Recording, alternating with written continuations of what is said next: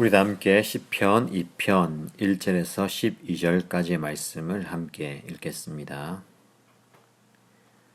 어찌하여 뭇 나라가 술렁거리며 어찌하여 뭇 민족이 헛된 일을 꾸미는가?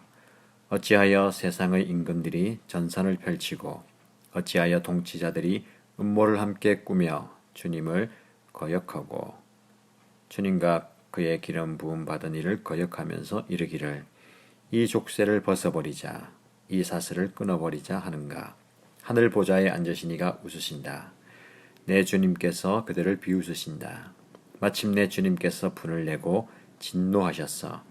그들에게 호령하시며 이르기를 내가 나의 거룩한 산 시온산에 나의 왕을 세웠다 하신다. 나 이제 주님께서 내리신 측량을 선포한다. 주님께서 나에게 이르시기를 너는 내 아들 내가 오늘 너를 낳았다. 내게 청하여라. 뭇 나라를 유산으로 주겠다.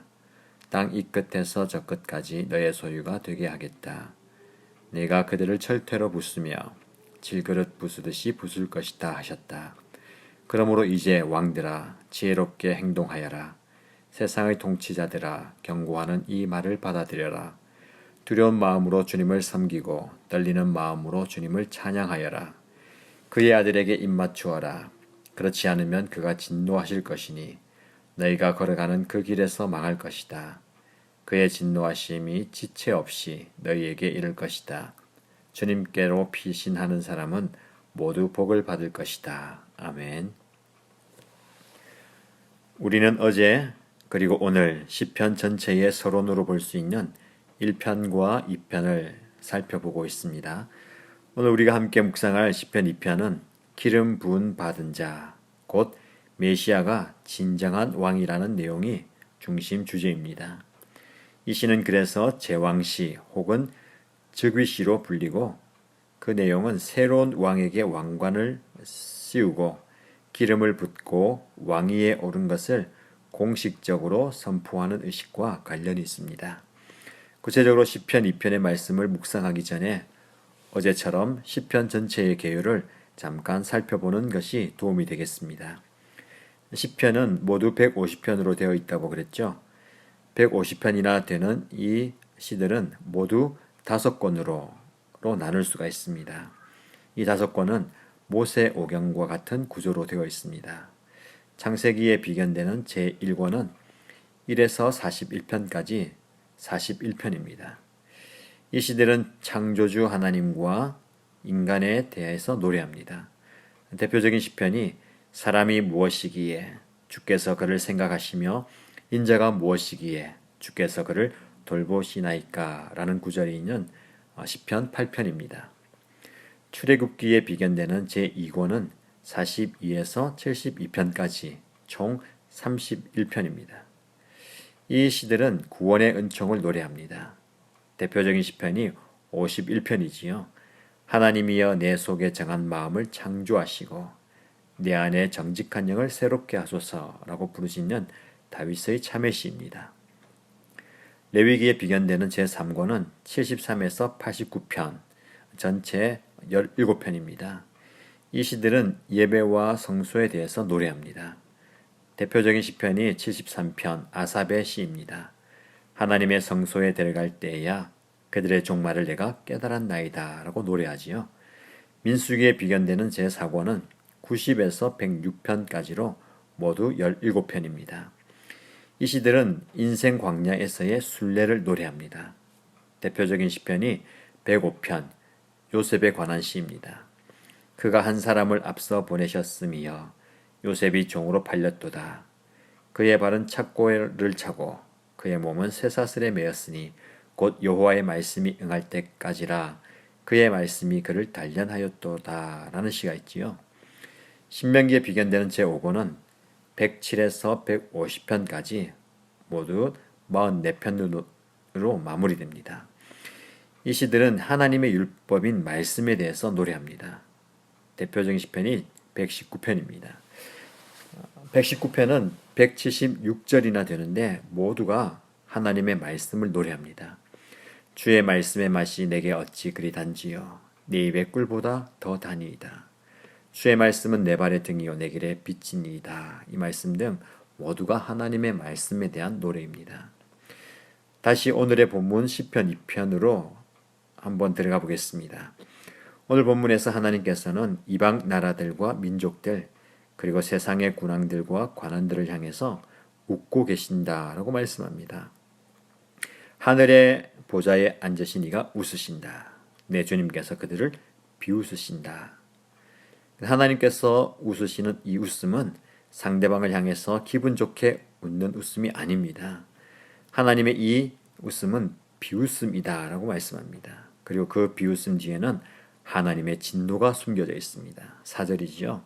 마침내 주님께서 분을 내고 진노하셔서 그들에게 호령하시며 이르시기를.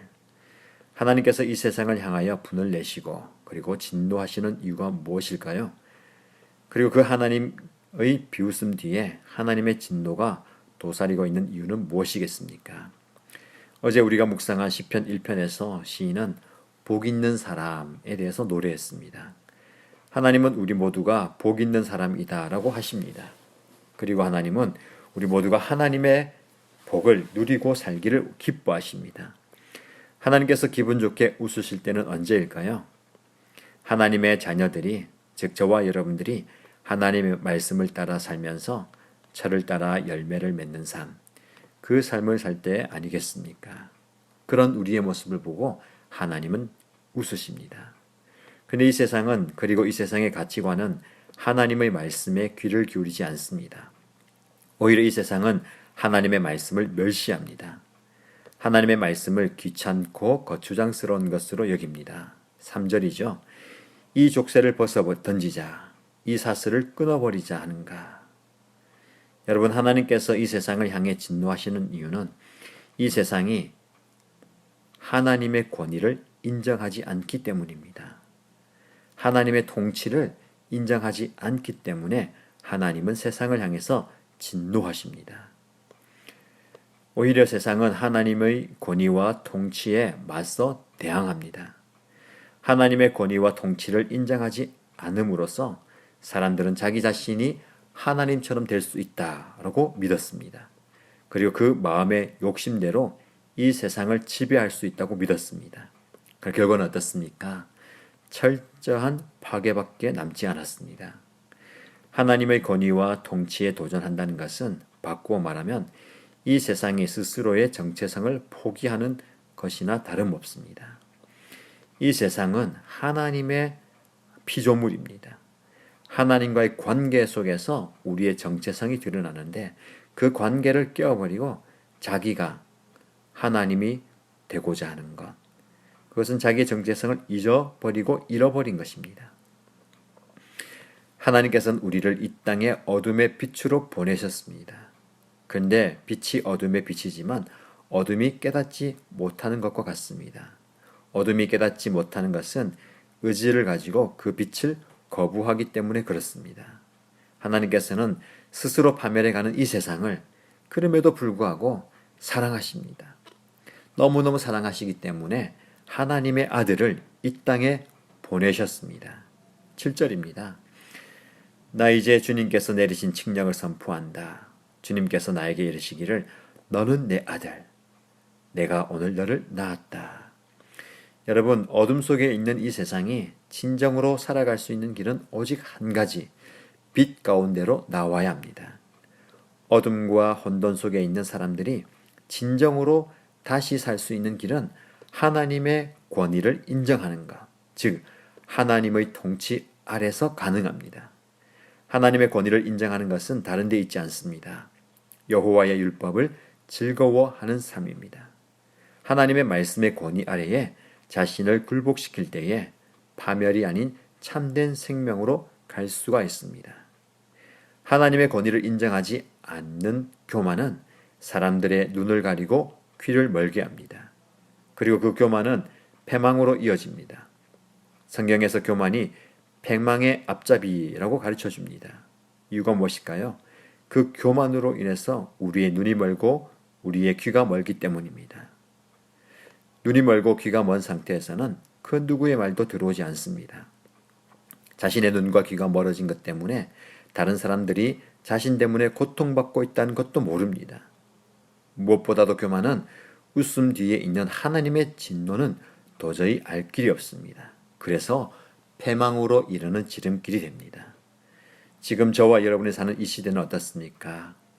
이처럼 자신의 눈을 가리고 귀를 덮고 사는 인생들이 너무나 많습니다.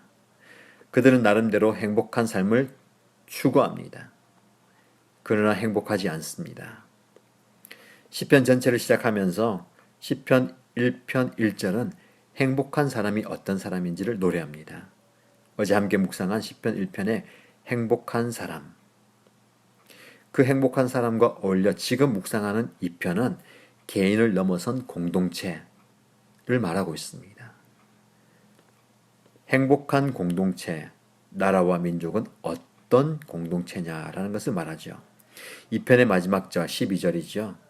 주님께로 피신하는 사람은 모두 복을 받을 것이다. 여러분, 행복한 사람 또는 복 있는 사람이 여호와의 가르침을 밤낮으로 읊조리고 깊은 묵상으로 즐거워하는 사람인 것처럼 나라와 민족의 운명에 무거운 책임감을 가져야 하는 왕 혹은 통치자들 또한 행복의 근원이 무엇인지를 오늘 본문을 통해서 깨달아야 합니다. 그래서 시편 1편과 2편은 각 사람, 개인에게서부터 나라의 권력자에 이르기까지 하나님의 가르침과 통치를 겸손히 받아들이고 그 보호 아래 있는 삶이 진짜 행복한 삶이다 라고 노래합니다. 지금 우리는 어려운 시기를 지나가고 있습니다. 이것이 지나가면, 이것이 해결되면 행복한 삶이 올 것이다 라고 기대하지만 진짜 행복한 삶은 하나님의 통치 아래, 하나님의 권위 아래 있는 삶입니다. 그럴 때 우리는 진짜 행복을 누릴 수 있고 우리나라는 행복한 나라가 됩니다. 여러분, 세상의 다른 곳에서 행복을 찾아 헤매지 마십시오. 행복은 다른 데 있지 않습니다.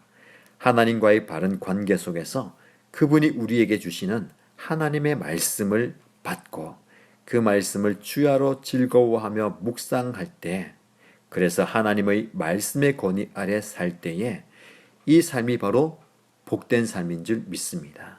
저와 여러분, 이런 삶을 이 5월에 누리시기 바랍니다. 이런 복된 삶을 회복하면 좋겠습니다. 이 복을 누리는 행복한 사람 되시기를 축복합니다. 그리고 이 땅이 속히 이런 하나님의 복을 깨닫고 그 복 아래에 들어가게 되기를 함께 기도하십시다. 기도하겠습니다. 하나님 아버지, 우리에게 시편의 말씀을 주셔서 감사합니다. 시편이 성경 전체에서 한 중간에 있듯이 우리의 삶의 한 중간에 삶으로 하나님을 찬양하고 손과 발로 하나님을 경배하는 노래가 있게 하여 주옵소서. 바울과 실라가 매를 심하게 맞고서 빌립보 감옥에 갇혔을 때에 거기에서 찬송을 올려드림으로 옥문이 열렸던 것처럼 우리의 상황이 어렵고 힘들 때에 하나님께 우리의 시편을 올려드림으로 하나님을 향한 문이 열리는 것을 보게 하여 주옵소서. 시편 2편을 통하여 주님께서 이 땅의 통치자가 되시고 인도자가 되심을 다시 한번 마음에 새깁니다. 주님께서 세상의 통치자와 인도자가 되실 뿐만 아니라 우리의 삶의 통치자와 인도자가 되심을 기억하게 하여 주옵소서. 한순간이라도 하나님의 다스림을 벗어나는 것이 더 나은 것이 아니고 내가 내 인생을 저 잘 인도할 수 없다고 생각하며 살아가는 저희들 되게 하여 주옵소서. 오늘도 주님께서 마음과 정성을 다하여 심어주신 삶의 자리에 나아갑니다. 그 모든 삶의 자리에 하나님께서 주인 되어 주옵소서. 하나님께서 통치자이심을 인정하며 하나님의 말씀을 기뻐하고 하나님께 피하는 삶을 살아가게 하여 주옵소서. 우리의 기도의 소원들과 우리의 마음에 간절히 원하는 바 하나님께서 아십니다. 한 걸음 한 걸음이 복된 삶이 되게 하시고 나로 인하여 내가 만나는 많은 사람들이 하나님의 복을 받아 누리는 그런 은혜가 있게 하여 주옵소서.